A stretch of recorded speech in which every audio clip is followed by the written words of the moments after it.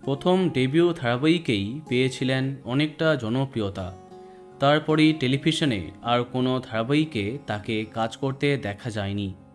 আমরা কথা বলছি স্টার জলসার জনপ্রিয় ধারাবাহিক মন ফাগুনের নায়িকা সৃজলা গুহ সম্পর্কে।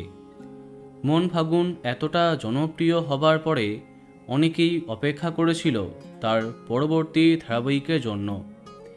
এরই মাঝে একাধিক জনপ্রিয় ওয়েব সিরিজ এবং বাংলা ছবিতে বেশ প্রধান চরিত্রে কাজ করেছেন সৃজলা, কিন্তু টেলিভিশনে তাকে আর দেখা যায়নি। এবার জি বাংলায় ফিরছেন তিনি।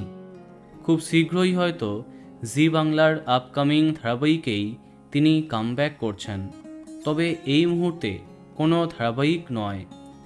জি বাংলার জনপ্রিয় শো দিদি নাম্বার ওয়ানের বিশেষ পর্বে থাকছেন সৃজলা। সম্প্রতি একটি ভিডিও পোস্ট করে সৃজলা এই সুখবরটা সবাইকে জানিয়েছেন, তোমরা দেখতেই পাচ্ছ। শোনা যাচ্ছে জগন্নাথ দেবের রথযাত্রা উপলক্ষে বিশেষ পর্বে তাকে দেখা যাবে।